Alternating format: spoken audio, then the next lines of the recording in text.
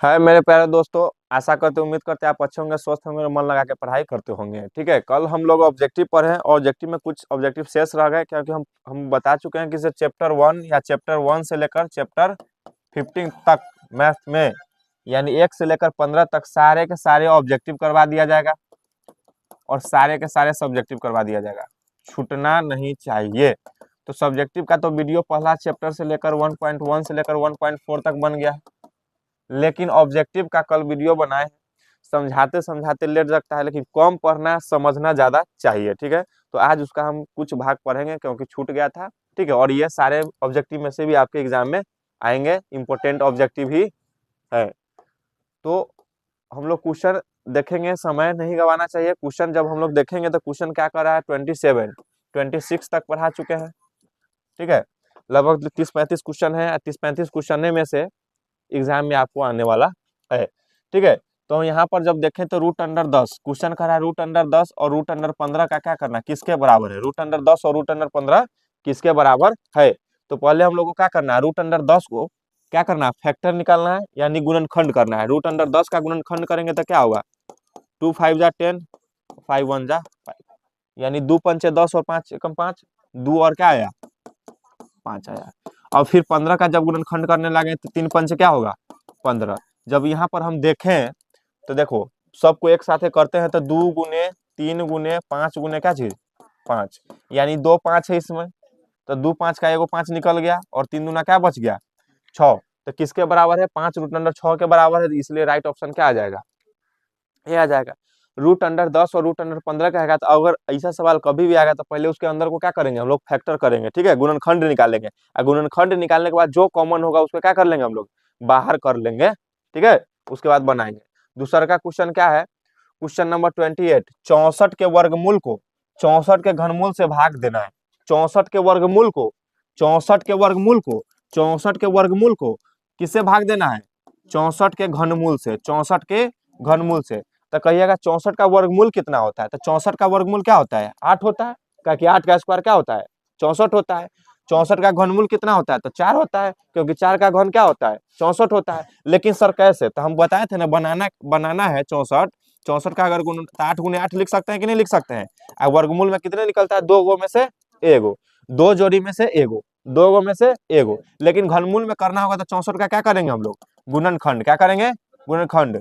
2 दूना 4 दूना 8, 8 दूना 16, 16 दूना 32 दूना 64। देखिए देखिए 3 गो के एगो निकालते हैं घनमूल में, 3 गो के, तो 3 गो के एगो और 3 गो के एगो, यानी 2 और 2, 2 दूना क्या आ जाएगा 4। तो यहाँ कह रहा है 64 के वर्गमूल, तो 64 के वर्गमूल क्या चीज 8, और 64 के घनमूल, 64 के घनमूल क्या चीज 4। तो 4 से अगर 8 में भाग देंगे, 8 4 से 8 में भाग देंगे तो कितने बार में कटेगा, 2 बार में। राइट ऑप्शन क्या हो जाएगा बी, यानी 2।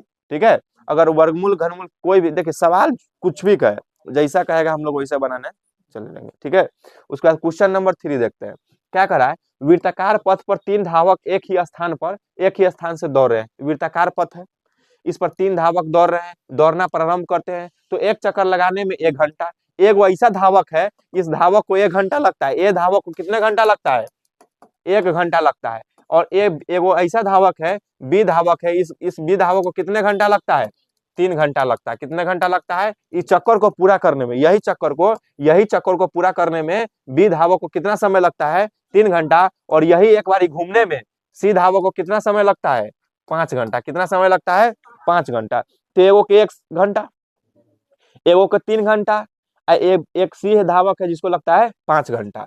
तो वह एक ही बिंदु पर पुनः मिलने में कितना समय लगेगा, यानी कितने समय में वो तीनों कितने बार क्या हो जाएगा, एक साथ मिल जाएगा।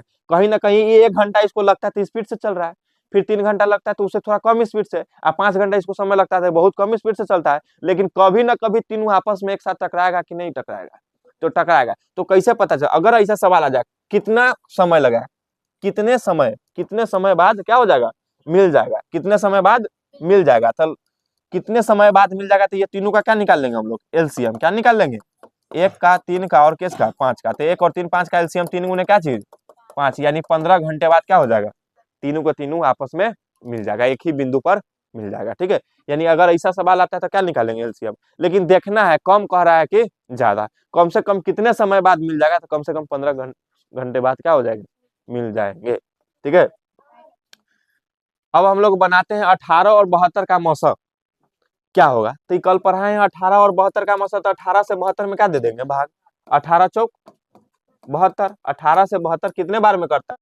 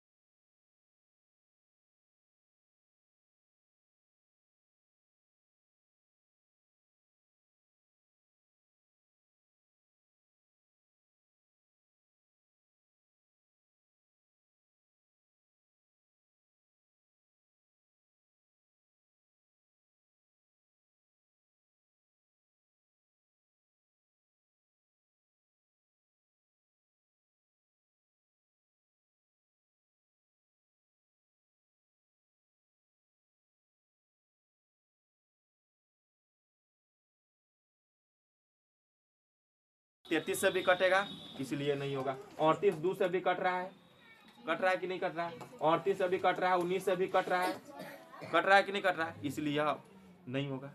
होगा नहीं। 39 भी 1 से कट रहा है, 3 से कट रहा है, 13 से कट रहा है कि नहीं? और 39 से भी कट रहा है। क्या होगा? भाज्य संख्या होगा। यह क्या होंगे? भाज्य संख्या होंगे। यह क्या होंगे? भाज्य संख्या होंगे। अभाज्य संख्या कौन होगा? Right option D. दो संख्याओं का मौसम 27 है।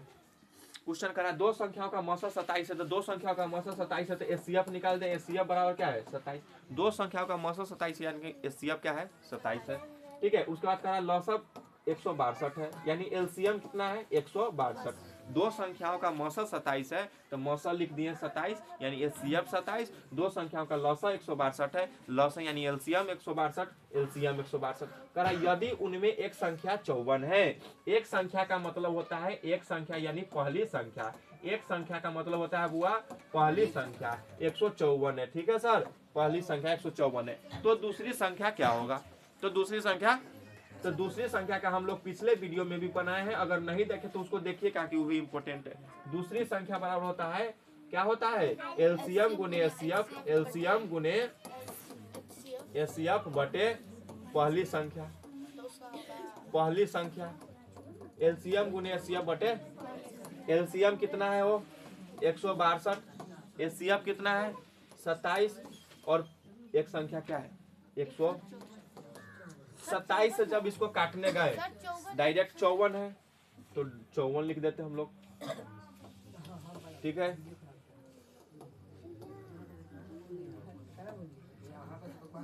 जब 54 है तो 27 से 54 को काटेंगे, तो 27 से 54 कितने बार में कटेगा? 2 बार में। जब 2 से इसको काटेंगे तो 8 दूना 16, 2 एकम 2 यानी 81। राइट ऑप्शन हो जाएगा सी। यानी अगर दो संख्याओं दे दे, हम पहले कल बताए थे, एलसीएम और एचसीएफ दे दे और एक संख्या दे दे, दूसरी संख्या निकालना रहेगा, तो एलसीएम गुने एचसीएफ बटे दूसरी संख्या पहली संख्या दे देगा, तो दूसरी संख्या दे देगा और पहली संख्या निकालना रहेगा, तो एलसीएम गुने एचसीएफ बटे दूसरी संख्या, ठीक है। निम्नलिखित में कौन सा परिमेय संख्या? ये क्वेश्चन बहुत पूछता है, निम्नलिखित में कौन परिमेय संख्या है? देखिए पहला ऑप्शन क्या है? स्क्वायर रूट 1/44 यानी एक रूट अंडर 1 क्या है? 144। इसका कहने का मतलब रूट अंडर 50 बटे क्या है? 500 है। क्या है? 500 है। इसका कहने का मतलब 5 प्लस रूट अंडर क्या है? 5 है। इसका कहने का मतलब स्क्वायर रूट अंडर क्या है? 32 है। अच्छा 32 यहाँ करा परमेय संख्या है, तो परमेय संख्या है तो देखिए नॉलेज रखना जरूरी है। तो पहले सब को देखेंगे कि कौन अपरमेय है और कौन परमेय है। राइट ऑप्शन यहाँ से हम तो जानते हैं किसी कौन होगा, लेकिन फिर भी सबको ट्राई करना है, नॉलेज रखना बहुत जरूरी है। 32 का क्या करेंगे यहाँ पर? गुणनखंड। 32 का क्या करेंगे? तो 2 से 2 दूना 4, 4 दूना 8, 8 दूना 16, 16 दूना, चलिए 2 गो में 2 गो 2 है तो एगो 2 बाहर निकलेगा, 2 गो 2 है तो एगो 2 बाहर निकलेगा, लेकिन एगो रूट अंडर 2 आ गया कि नहीं आ गया? यह परमेय नहीं है, क्या है? अपरिमेय। यानी यहाँ से तुमको क्या वो सवाल क्लियर हो रहा है, यह पता चल गया कि अपरिमेय संख्या कैसे चुना जाता है। यह अपरिमेय है। जब यहाँ निकालने गए तो यहाँ पर देखेंगे 1/144 है। क्या है? 1 तो 1 का वर्गमूल क्या होता है सर? 144 का वर्गमूल क्या होता है? 12। 12 गुने 12 144, यानी 144 का अगर हम लोग क्या करेंगे? फैक्टर करेंगे तो पता चल जाएगा। 2 से निकालेंगे 7 दूना 14, 2 से 72, 2 से 36 बार में कटेगा, और 2 से कितने बार में कटेगा? 18 बार में। 18 2 से कितने बार में कटेगा? 9 बार में। और 9 3 से कितने बार में कटेगा? 9 3 से 3 बार में कटेगा, और 3 एकम 3। देखिए 2 गो 2 का एगो 2, 2 गो 2 का एगो 2, और 2 गो 3 का 3 दूना 6 दूना क्या होगा? 12, यानी 1/12। सुनिए 1/12। और इसको हम लोग P/Q के रूप में लिख सकते हैं कि नहीं लिख सकते हैं?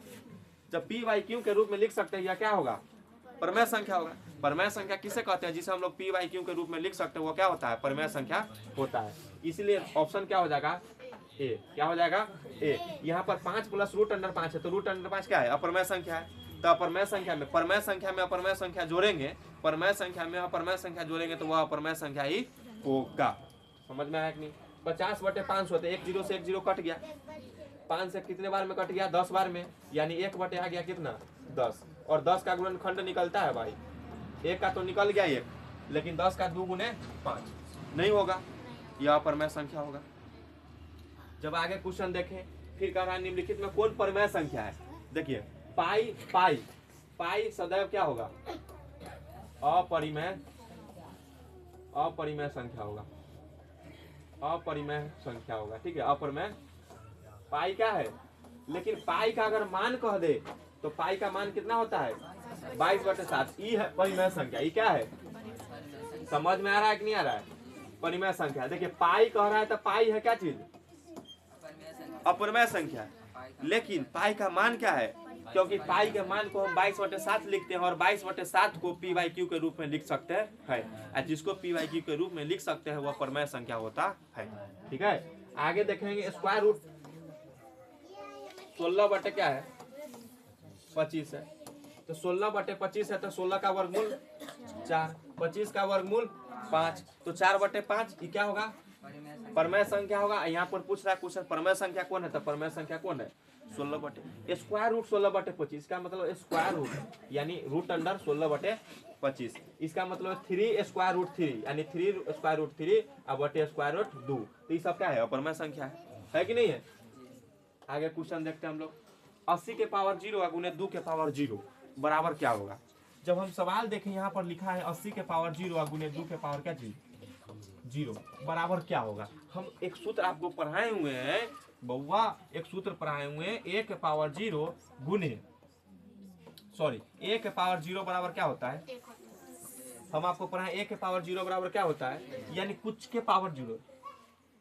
एक कहलथुन का कहलथुन कि केकरो पावर में 0 आयल तो क्या हो गए 1 हो गए, तो केकरो पावर में 0 जब आई तो क्या हो जाए 1 हो जाए, यानी 80 के पावर में जब 0 है तो 80 के पावर 0 क्या हो जाए 1 हो जाए, और 2 के पावर में 0 है तो क्या हो जाए 1 हो जाए, और 1 गुने क्या हो जाए 1 हो जाए। समझ में आया कि नहीं है, 1 गुने 1 भी क्या हो जाए, ठीक है। जब आगे क्वेश्चन हम देखेंगे तो यहाँ पर कह रहा रूट अंडर 3 क्या है, तो रूट अंडर 3 क्या है, रूट अंडर 3 का कोई गुणनखंड निकलेगा भाई, रूट अंडर 3 क्या है अपरिमेय संख्या है, ठीक है, क्या है अपरिमेय संख्या है। यहाँ निम्नलिखित में कौन परमेय संख्या है, तो परमेय संख्या कौन है, देखो हम पढ़ाए हैं यहाँ का है 2 क्या है, 2 क्या है परिमेय है, 2 क्या है, लेकिन ये रूट अंडर 3 क्या है अपरिमेय है, अपरिमेय में से अपरिमेय घटेगा तो क्या बचेगा अपरिमेय ही होगा, अपरिमेय ही होगा। समझ में आ रहा है कि नहीं आ रहा है। यहाँ पर रूट अंडर 5 क्या है अपरिमेय है, 2 रूट अंडर 3 बटे रूट अंडर क्या है 3, तो यहाँ रूट अंडर 3 से रूट अंडर 3 कटेगा कि नहीं कटेगा, तो क्या बचेगा बुआ 2 बचेगा। 2 है क्या परिमेय संख्या है, 2 क्या है परिमेय संख्या है, 2 क्या है परिमेय संख्या है। समझ में आ रहा है कि नहीं आ रहा है, इसीलिए हम लोग राइट ऑप्शन क्या मार देंगे सी। देखना है, बना कर देखना है, नहीं तो गलत हो सकता है। समझ में आया कि नहीं आया, बना कर देखना है कि वाकई में कौन परमेय और कौन अपरमेय है। और यह इंपोर्टेंट क्वेश्चन आता है MVBI, पूछेगा चाहे जो हो जाए, पूछना तय है, पूछना तय है। क्वेश्चन जब हम अगला देखें तो यहाँ पर लिखा निम्नलिखित में कौन सा अपरमेय संख्या नहीं है। यहाँ पर बोला है क्वेश्चन अपरमेय संख्या नहीं है यानी परमेय संख्या है। जब अपरमेय संख्या नहीं है तो कौन परिमेय संख्या है, तो देखते हैं कौन अपरमेय संख्या नहीं है। 64 का वर्गमूल क्या निकलेगा, यहाँ पर रूट अंडर क्या है, रूट अंडर क्या है, यहाँ पर कहने का मतलब यहाँ पर रूट अंडर 64 है और रूट अंडर बटे रूट अंडर क्या है 81 है। 64 का जब हम निकालने जाए 64 का वर्गमूल क्या होता है 8, क्योंकि 8 का स्क्वायर होता है 64, और 81 का निकालने जाते हैं वर्गमूल क्या होता है 9, और वर्गमूलों नहीं आ रहा है तो फिर तो गलत बात है। 81 का क्या होता है 9, और 8/9 यह क्या है परमेय संख्या है, तो यह परमेय संख्या। लेकिन यहाँ पूछा कौन अपरमेय संख्या नहीं है, तो यही अपरमेय संख्या नहीं, क्योंकि यह क्या है अपरमेय संख्या नहीं होने का मतलब परिमेय संख्या होना, दोसर संख्या होना। कौन अपरमेय संख्या नहीं है, तो यही है जो अपरमेय संख्या नहीं है, क्योंकि यह क्या है परमेय संख्या है, और बाकी सब अपरमेय संख्या, बाकी सब क्या है अपरमेय। ई भी अपरमेय है, ई भी अपरमेय है, और ई भी क्या है। अगला क्वेश्चन देखते हैं, निम्नलिखित में कौन अपरमेय नहीं है। ऐसे पूछा कितना मार देगा कौन अपरमेय संख्या चुन के, तो गलत हो जाएगा, चुन के गलत हो जाएगा। इसका करने का मतलब square root under 10, square root under 10 यानी रूट 10। इसका करने का रूट अंडर क्या चीज 24, यह क्या है रूट अंडर 121, यह क्या है रूट अंडर 35। तो हम लोग बनाएंगे, ट्राई करेंगे, आज जिसको याद है खट से नहीं मार देगा। 21 का होता है क्या चीज 11, यह परमेय संख्या, इसलिए यह परमेय संख्या नहीं है। इसलिए याद करना जरूरी है कि एग्जाम में जल्दी बने। समझ में? लेकिन नहीं याद होगा तो ये कोई बात नहीं, लेकिन याद करना जरूरी है। रूट अंडर 10 का जब हम लोग फैक्टर निकालने जाए तो 2 गुने 5 कोई निकला, अपरमेय संख्या है। 24 का जब निकालेंगे तो 2 दूना 4, 4 तिहाई 12, 12 दूना 2 का तो निकल जाएगा, लेकिन 2 तिहाई क्या बच जाएगा? 6 अपरमेय संख्या रूट अंडर 6, इसलिए अभी अपरमेय संख्या होगा। यहाँ कर अपरमेय संख्या नहीं है, इसे तो है अपरमेय संख्या ना, तो जो नहीं होगा वही होगा। इसको ट्राई करते हैं तो 7 बच्चे क्या हो जाता है? 35 निकलने का चीज है, कोई निकल रहा है, रूटे में रह जाएगा, यह अपरमेय संख्या होगा। और यह सब तीनों अपरमेय संख्या है, इसका मतलब यह अपरमेय संख्या नहीं है। ठीक है, आगे क्वेश्चन देखते हैं। यदि n एक प्राकृत संख्या है, यदि n क्या है? प्राकृत संख्या है। n क्या है?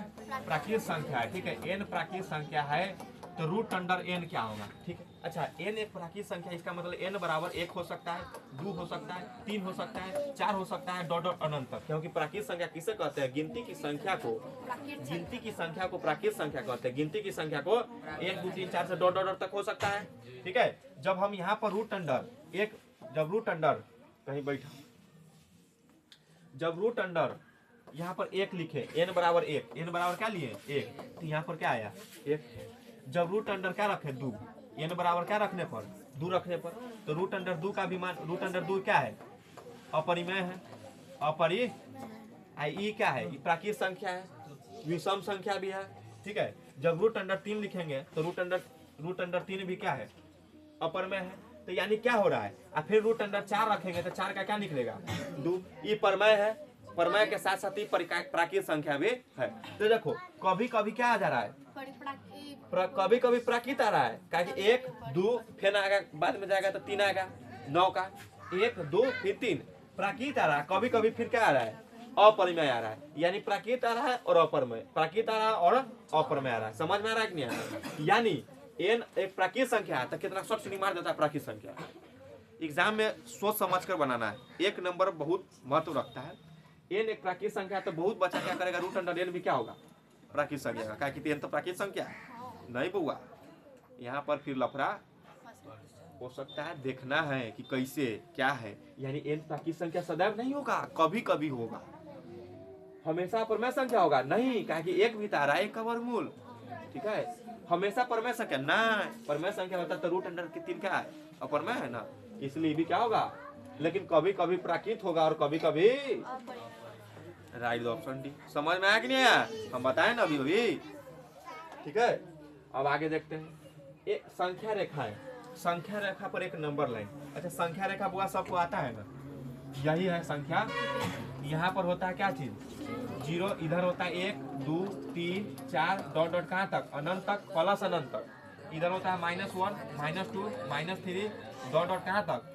माइनस अनंत तक, है ना? पर प्रत्येक बिंदु प्रदर्शित करता है। संख्या रेखा पर क्या प्रदर्शित कर रहा है? सुनो, 0 उदासीन है, 0 उदासीन है, न ये प्राकृत, न ये क्या है? 0 क्या है? उदासीन है। ये प्राकृत संख्या नहीं है, ये न परमेय संख्या है, नहीं क्या है? 0 परमेय संख्या है, लेकिन 0 क्या है? उदासीन है। 0 क्या है? उदासीन है। यहाँ से जब चले तो गिनती की संख्या स्टार्ट होगा कि नहीं होगा? जब देखेंगे क्या क्या चीज आता है, तो यह क्या आ रहा है? परमेय भी आ रहा है, परिमेय भी आ रहा है। और सीधा समझिए, इधर जाते हैं तो परमेय संख्या आता है कि नहीं आता है? एक वास्तविक संख्या को क्या दर्शाता है? एक वास्तविक संख्या को, एक परिमेय संख्या को, एक प्राकृत संख्या को। तो प्राकृत संख्या तो है ही है, तो जो प्राकृत है वह परमेय संख्या भी है ही है। एक अपरमेय संख्या को, यानी संख्या रेखा पर कोई भी लाइन आ सकता है कि नहीं आ सकता है? अच्छा रूट अंडर, जैसे रूट अंडर 3 का मान होता है 1 क्या चीज? 7।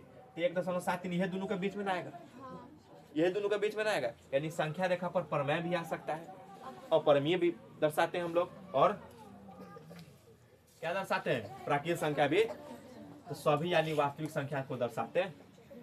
वास्तविक संख्या यानी परमेय और अपरमेय दोनों। समझ में आया कि नहीं आया? क्योंकि वास्तविक संख्या के 2 गो बेटा है, एगो परमेय संख्या, एगो अपरमेय संख्या। ठीक है, आगे हम लोग पढ़ते हैं। रूट अंडर 5 क्या है? तो रूट अंडर 5 के बारे में पढ़े हैं क्या? अपरमेय है। रूट अंडर 2 क्या है? पर है, क्या है? अपरिमेय है, ठीक है।